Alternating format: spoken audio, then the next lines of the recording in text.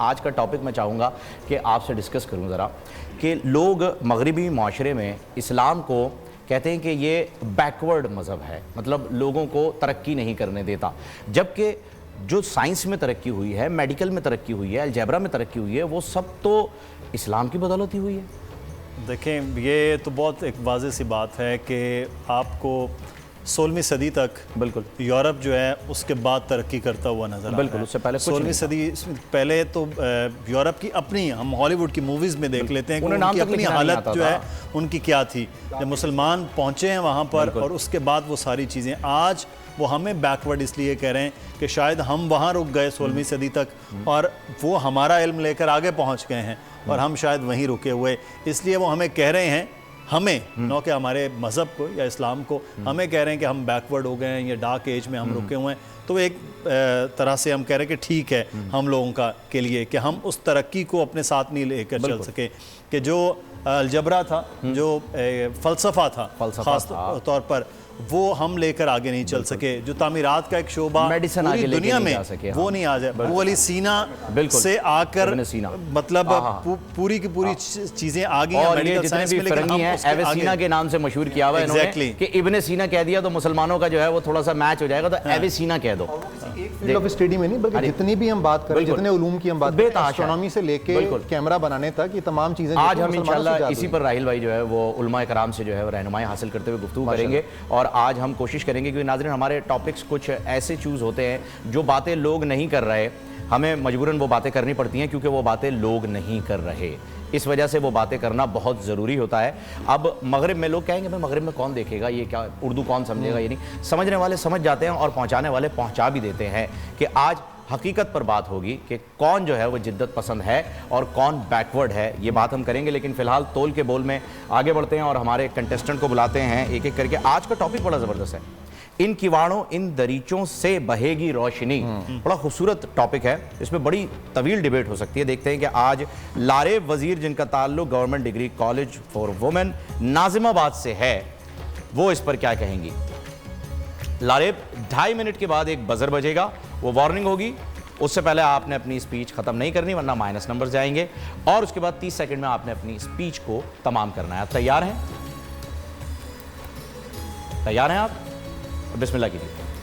صدر اعلی وقار، تاریخ گواہ ہے کہ سانحہ علام اور آزمائشوں کی زرخیز زمینوں سے نکلنے والی جذبے اور ہمت کی نمو نے ہمیشہ انقلاب اگائے ہیں، جن کے مہربان سائے تلے صدیوں کا بے کس انسان چین کی سانسیں لیتا رہا کہ صدر اعلی وقار تقسیم ہند کے نتیجے میں آزاد ہونے والی اس نومولود ریاست کی طرف نظر تو ڈالیے جسے ورثے میں 60 لاکھ اماولاشوں کی تدفین کا فریضہ، 6 گنا بھاری غنیم دشمن، ٹوٹی پھوٹی معیشت کو چلانے کا ہدف اور کشمیر جیسا تاریخی گہرا زخم جگر دیا گیا۔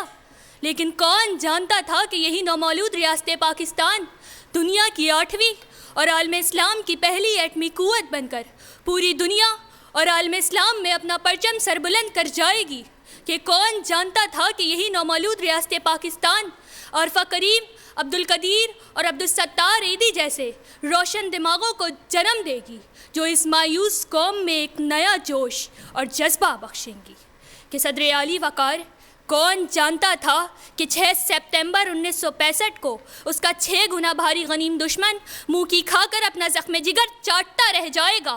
کہ کون جانتا تھا کہ جس نے لاہور کے جیم خانے کلب میں شراب پینے کا ارادہ کیا تھا اسے دہلی کی سڑکوں پر آوزاری کے علاوہ کچھ نہ ملا۔ کہ صدر اعلی وقار، میرا دشمن یہ نہیں جانتا تھا کہ یہ قوم جینے کا ہنر سیکھ چکی ہے، کہ اس قوم کی سرحدوں کی حفاظت کی ذمہ داری ان نوجوانوں کے ہاتھوں میں ہے جو سینوں پر بم باندھ کر دشمنوں کی صفیں چیر کے رکھ دیتے ہیں اور دشمنوں کے ناپاک عزائم کو خاک میں ملا کر یہ پیغام دیا کرتے ہیں، تخت میں سے ایک چنا کرتے ہیں، ہم اگر شان سے دنیا میں جیا کرتے ہیں تو کیا چیز ہے بندوق ٹینکوں کی صفیں بھی چیر کے رکھ دیتے ہیں۔ ہم کو ملتا ہے اس وقت سے شہادت کا سبب ماؤں کی گودوں میں جب دودھ پیا کرتے ہیں۔ کہ صدر اعلی وقار، ہم وہ قوم، جب یہ قوم اقبال کے افکار لے کر دنیا میں قدم رکھے گی تو مشیقیت میں پلنے والے دماغ اپنی پناہ گاہیں ڈھونڈنے پر مجبور ہو جائیں گے. جب فیض کا جذبہ اس قوم کے ذہنوں میں سرائیت کر جائے گا تو اس سیلاب کے آگے سرمایہ دارانہ نظام کے بتکدے تنکوں کے مانند بہہ جائیں گے. جب اب ڈاکٹر عبدالقدیر خان کی ذہانت اس قوم کے ذہنوں میں سرائیت کر جائے گی تو تاریخ عالم ہماری داستان فراست کو سنہرے لفظوں میں تحریر کرنے پر مجبور ہو جائیں گے کہ صدر عالی وقار آج ہم میں سے ہر ایک شخص موسیٰ کلیم اللہ ہے جو فرعون کے دربار میں حق گوئی کرے گا، کہ آج ہم میں سے ہر ایک شخص محمد بن عبداللہ ہے جو کسر و کسریٰ کو منہ کے بل گرائے گا، کہ آج ہم میں سے ہر ایک شخص عمر بن خطاب ہے انسانیت کی نئی تاریخ رقم کر جائے گا. ٹائم آپ. بہت بہت شکریہ لارے، بڑی زبردست آپ نے جو ہے اسپیچ کی اور حوالے بھی بہت خوبصورت دیکھے. اب دیکھتے ہیں ہمارے جج صاحبان کیا فیصلہ کرتے ہیں. سید حسنین اختر رضوی NED سے آپ کا تعلق ہے. 2.5 منٹ میں وارننگ اور 3 منٹ میں سماعت. تیار ہیں آپ؟ بسم اللہ کیجیے. یہ داغ داغ اجالا، یہ شب گزیدہ سحر اس شب دیجور کا فسانہ بیان کرتی ہے جہاں ایک معصوم بچی ہائے بھوک کہتی سسک سسک کر آہیں بھر رہی ہے. ایک معصوم بچہ بلک بلک کر اپنی تشنا دہانی کی فریاد کر رہا ہے. ماں بال کھولے فرش پہ بیٹھی اپنی غربت کا ماتم کر رہی ہے اور باپ نظریں پھیر کر اپنی بیچارگی کا اعتراف کر چکا ہے کہ صبح نمودار ہوتی ہے. اس غریب خانے کی طویل خاموشی کے باعث اہل محلہ تشویش کی حالت میں گھر کا دروازہ توڑ کر اندر داخل ہوتے ہیں تو ٹین کی چھت سے 4 قحط زدہ جسموں کو لٹکتا دیکھ کر شرم سے سر جھکا دیتے ہیں. لیکن صدر ذی وقار ضیائے صبح روشن ان کواڑوں سے داخل ہوتی ہے، دیوار پہ پھیلی مایوسی کو مٹاتی ہے، شرم سے جھکے سروں کو بلند کرتی ہے اور نوید سناتی ہے. دل نہ بجھنے دو، ذرا دم بھر کو ٹھہرو، دیکھنا ان کواڑوں ان دریچوں سے بہے گی روشنی. جی ہاں صدر علی وقار، یہ شب دیجور صبح جمال کی واضح دلیل ثابت ہوتی ہے کہ اس ظلمت کدے سے اٹھنے والی روشنی شہر کی فصیلوں تلک اجالا کرتی ہے. یہی روشنی ظفر عباس کی مانند ارض کراچی سے مثل آفتاب بن کر ابھرتی ہے. یہ روشنی ڈاکٹر اسامہ ریاض کی مانند ان تاریک راہوں پہ مثل قندیل بن کر اجالا کرتی ہے. یہ روشنی ڈاکٹر عبدالقدیر سومرو کی مانند بحر ظلمات میں غرق ہو کے موج آفتاب کو جنم دیتی ہے. اور یہ روشنی تمام پولیس افسران کی مانند اس تاریک آسمان پہ تابندہ ستارہ بن کر چمکتی ہے کہ جو اپنی جان ہتھیلی پہ لیے شہر کی سڑکوں پہ ڈیوٹی دے رہے ہیں. اور یہ روشنی ہر اس شخص کے ماتھے سے عیاں ہوتی ہے کہ جو اس مشکل گھڑی میں بھی وطن عزیز کی محبت سے سرشار گھر گھر راشن تقسیم کر رہا ہے. کیونکہ ہم آشفتہ سروں کا ایمان ہے کہ یہ شب تار جاوداں تو نہیں، یہ شب تار جانے والی ہے. تابکہ تیرگی کے افسانوں صبح نو مسکرانے والی ہے. شہر ظلمات کے فسا خانوں، شہر ظلمات کو ثبات نہیں، شہر ظلمات کے فسا خانوں، شہر ظلمات کو ثبات نہیں. اور کچھ دیر صبح پر ہنس لو، اور کچھ دیر کوئی بات نہیں، کیونکہ وہ انتظار تھا جس کا یہ وہ سحر تو نہیں. شکریہ.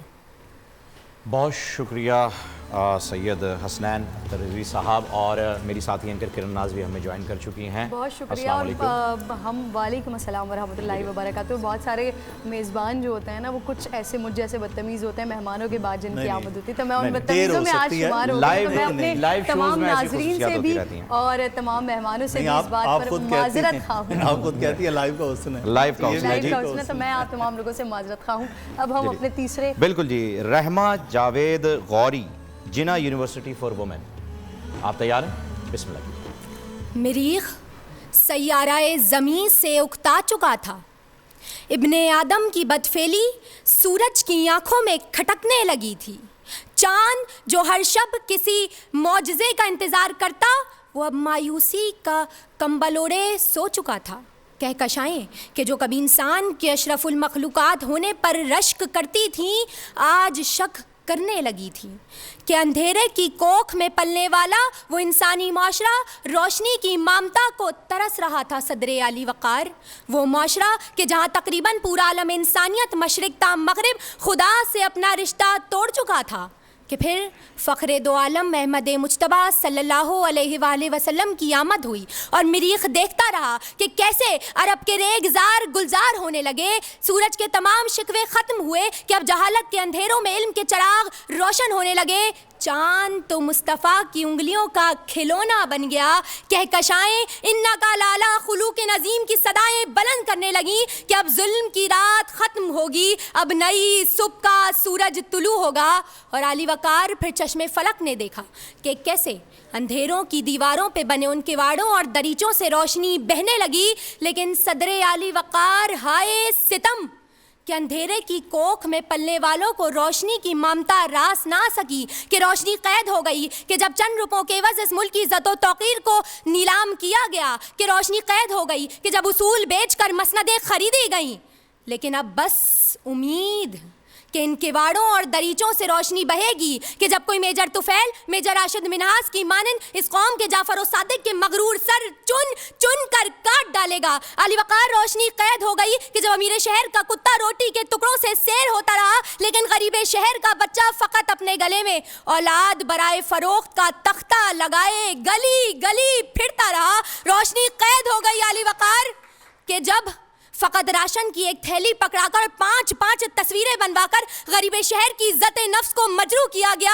لیکن اب ہے امید کہ ان کواڑوں اور دریچوں سے کوئی ایدھی کوئی سیلانی جیسا ادارہ ابھرے گا جو رات کی تاریکی میں راشن کی تھیلی تھما کر رسم فاروقی ادا کرے گا۔ علی وقار روشنی قید ہو گئی کہ جب فلسطین و برما میں ناحق خون بہایا گیا، لیکن اب ہے امید کہ ان کواڑوں اور دریچوں سے کوئی کوئی برہان وانی اٹھے گا، کہ اب ہے امید کہ ان کواڑوں اور دریچوں سے روشنی بہے گی، کہ جب کوئی قوم کو سمجھانے والا مولانا طارق جمیل اٹھے گا، کہ جب کوئی ڈاکٹر رابعہ طیب عرفہ کریم اٹھے گی، کہ صدر علی وقار جب کوئی سپاہی مقبول حسین اٹھے گا اور اپنی کٹی زبان کے لہو سے دیوار زندہ پہ یہ لکھے گا کہ چراغ کتنے جلیں گے تم سے، چراغ ایک تم جلا کے دیکھو، نئی سحر کا۔ آپ کا وقت تمام ہو گیا جی، بہت شکریہ۔ اور سپاہی مقبول حسین کی جو انہوں نے یاد تازہ کر دی ہے اس کے لیے میں ذاتی طور پر آپ کا بڑا شکر گزار ہوں۔ باقی دو حضرات سے بھی میں گزارش کروں گا کہ آپ دونوں بھی یہاں آ جائیں،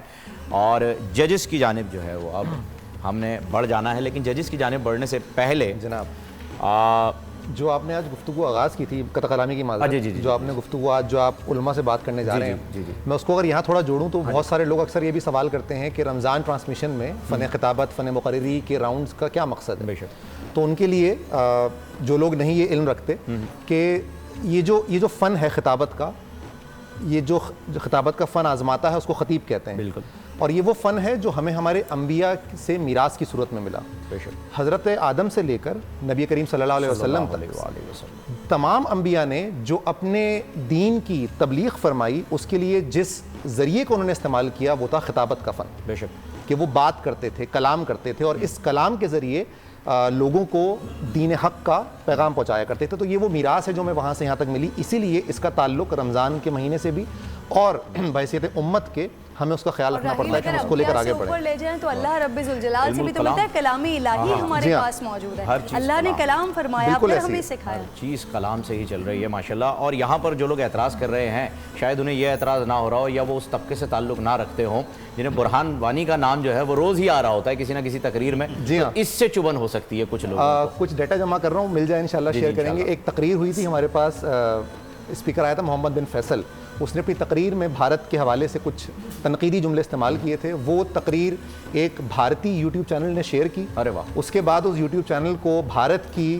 انٹرنل افیئرز منسٹری نے یوٹیوب چینل کو بین کیا اس تقریر کا حوالہ دے کے، کیونکہ آپ نے یہ تقریر پوسٹ کی ہے اور اس ہمارے اسٹوڈنٹ کو مقرر کو टेररिस्ट लिखा गया, मेरे पास वो स्क्रीनशॉट आ चुके हैं, इंशाल्लाह उसको हम खबर बड़े फख्र की बात है आपके लिए अगर इस ज़ुमरे में लिखा गया है तो, क्योंकि आपने वहाँ पर दहशत फैलाई है उनके जहनों में। जी हाँ, ये बड़ी अच्छी सोच है अल्हम्दुलिल्लाह, क्योंकि हमारे वो तमाम मुजाहिदीन जो इस वक्त दुनिया में हैं या जो दुनिया से जा चुके हैं, जिनमें बुरहान वानी का तस्करा भी ज़रूरी है, तो अल्हम्दुलिल्लाह हमारे इन मुजाहिदीन को भी वहाँ पर टेररिस्ट लिखा जाता है। तो अगर यहाँ पे किसी शख्स को टेररिस्ट लिखा जाता है तो फख्र की बात है भाई। बिल्कुल बिल्कुल लिखने दें। उनके आपने चंद्रशेखर आजाद को अंग्रेज टेररिस्ट लिखते थे, तब तो वो कहते थे नहीं जी ये तो आज़ादी के लिए हैं। और आज जैसे हमारा हर दफ़ा राउंड चेंज हो रहा है माशाल्लाह से, जैसे जैसे हम दिन के साथ आगे बढ़े, तो अब गालिबन हमारे साथ एक कंटेस्टेंट आगे जा रहा है, लेकिन आज के लिए हमारे पास इन तमाम के लिए खुशखबरी है, आप आगे जाएं ना जाएं, तोहफा आपके साथ जाए। अरे वाह वाह वाह वाह वाह, चलें ये बहुत अच्छा है कि तोहफा और दुआएं जो हैं वो आपके साथ हो जानी चाहिए। जजेस, आज का मौजू हमने सोचा कि कुछ तब्दील किया जाए, राहील और मेरी गुफ्तगू हुई तो हमने ये टॉपिक इसलिए दिया, कुछ उम्मीद की बात की जाए, कुछ मुस्बत जो कुछ हो रहा है उसको हाईलाइट किया जाए। तो एक तो ये था, ये हमारे एक दोस्त हैं, इनके भी बड़े अच्छे, हमारे भी GM शाह, उनके एक शेर का एक मिसरा है, तो GM शाह साहब का भी शुक्रिया कि उनके शेर हमने इस्तेमाल किया, उन्होंने इजाज़त भी दी। दूसरा ये है कि इधर उनके शेर का हक अदा हुआ है, हक अदा नहीं, हक अदा हुआ, लेकिन एक शेर इब्तिदा में पढ़ा गया है पहली मुकर्रर में, तो वो शेर इसलिए वो बहुत ज़्यादा गलत हो गया। तख्ता व तख्त में से एक चुना करते हैं, हम अजब शान से दुनिया में जिया करते हैं, तोप क्या चीज़ है, बंदूक किसे कहते हैं, हम तो टैंकों की सफ़ें चीर दिया करते हैं, हमको उस वक्त से मिलता है शहादत का सबक, माओं की गोद में जब दूध पिया करते हैं। तो शेर इस तरह से था, आपने उसको कुछ अल्फाज उसमें उलट फेर हो गई उसके अंदर, तो ये ज़रा रह गई।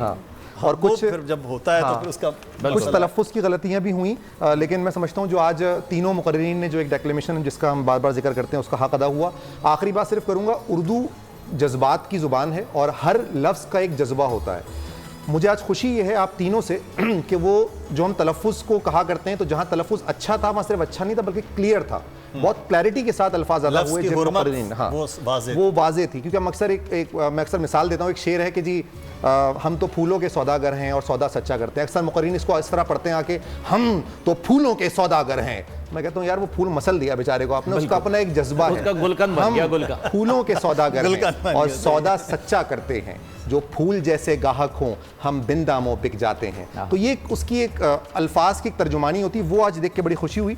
रिज़ल्ट जो आज का है वो मेरा ख्याल है काफ़ी वाज़े है और हम दोनों के भी नंबर्स उसमें एक जैसे ही हैं हमेशा की तरह। तीसरे नंबर पे जो पता होता है सर ये सामने जो तीसरे नंबर पे आज के पार्टिसिपेंट हैं वो हैं जी लारेब वज़ीर 44 पॉइंट्स के साथ, बहुत ज़बरदस्त। कुछ खामियां रह गई, इंशाल्लाह मौका मिले तो दोबारा उसको कवर कीजिएगा। बाकी दो में मुकाबला सख्त था, 3 पॉइंट्स के फ़र्क से दूसरे और पहले नंबर का फ़र्क है और पहला नंबर जो है वो दूसरा राउंड में जा रहा है। जो फाते हैं आज के जो बेस्ट स्पीकर हैं वो हैं जी हसनैन, आप सेकंड राउंड में जा रहे हैं, मुबारक आपको बहुत बहुत। जी हाँ, 57 पॉइंट्स के साथ रहमा जावेद गौरी दूसरे नंबर पर हैं। बहुत सख्त मुकाबला दोनों के दरमियान, लेकिन ज़ाहिर एक ने आगे जाना है। कोशिश करेंगे इंशाल्लाह जब वाइल्ड कार्ड्स की कुछ सहूलत बनती है तो वहाँ हम लेकिन अच्छी तकरीर सुनने को मिली, ये सबसे अच्छी बात थी कि मुकर्रिरीन बहुत अच्छे थे, बेहतरीन, ये एक अच्छी चीज़ है। बाकी तैयारी और कहीं ना कहीं किसी न किसी जगह पे जाके आप अपने मार्जिन में जीते। लारे को किसी ने रोका भी नहीं बीच में आज तकरीर करने के दौरान, ठीक है, तो आपका तजुर्बा अच्छा रहा। चलो बहुत ज़बरदस्त, बहुत बहुत शुक्रिया। तीनों के साथ जो है वो गिफ्ट हैम्पर जा रहे हैं, आप दोनों हजरात का भी बहुत बहुत शुक्रिया। और आप लोगों ने हौसला नहीं हारना क्योंकि आगे वाइल्ड कार्ड एंट्री भी है, तो ज़बरदस्त तैयारी करके आइएगा और हो सकता है आप में से कोई एक फिर हमारे साथ आगे इंशाल्लाह। बहुत बहुत शुक्रिया आप लोगों का। पुरनूर सहर और जिक्र खुदा, नबियों की मदह सराई, पैगाम सुना ऐबाद सबा, पुरकैफ साथ आई, पोशीदा है ईमान की राह अल्लाह की किताबे मुक़द्दस में।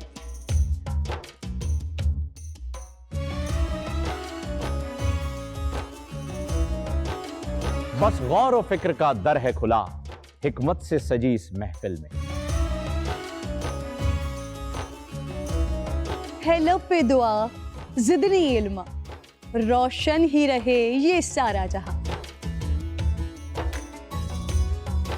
रिमझिम रिमझिम रहमत की घटा, हर एक ने हिदायत पाई। नेमत और बरकत से सजा افطار و سحر کا دسترخوان. ننھے پھولوں نے مل کے کہا آج روزہ کشائی ہے. رمضان المبارک کی خصوصی نشریات رمضان میں بو.